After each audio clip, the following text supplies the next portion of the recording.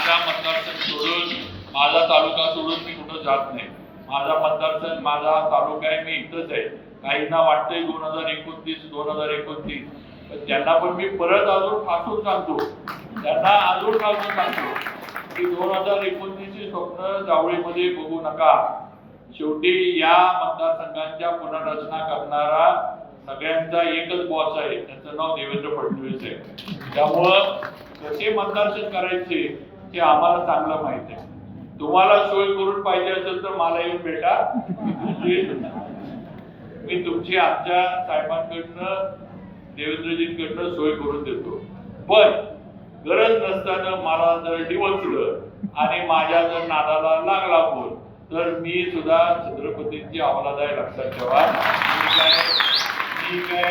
मी काय कुठला हे लुंग्या मी पण नाही.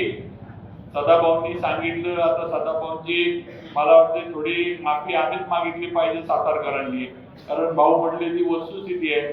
पहिल्या निवडणुकीमध्ये सदाभाऊंच्या विरोधात 36 गावांना मतदान करा म्हणून आबोईचे महाराजांनी करायला लावलं आणि तिकडनं आम्ही राष्ट्रवादीला ताकद देऊन की आता आमच्यावरच बोलायला लागले, त्या नेत्यांना आम्ही निवडून आणलं.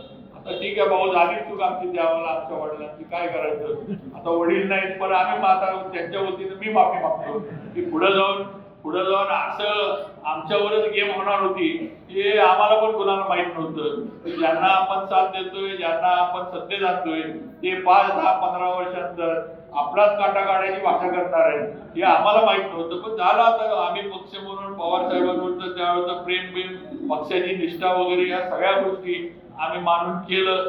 पण आता काय, जाऊ दे.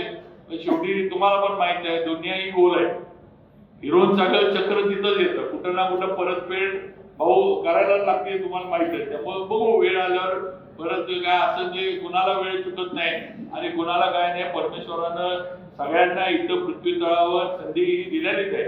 आज ना उद्या कोण ना कोण जे म्हणजे सुपात आहे ते जात्यात येतं आणि जात्यात आहे ते सुपात असं आहे. त्यामुळं कधी ना कधी कोण ना कोण कुठं ना कुठं सापडतं आणि म्हणजे इथं पण भाऊंनी सांगितलं. पण भाऊ एक सांगतो की बरंच इथं पण काय ठेकेदार म्हणून ओरडून गेले, तिकडे केळझरच्या सभेत पण ठेकेदार म्हणून ओरडून कामं, शेवटी कामं तर कॉन्ट्रॅक्टर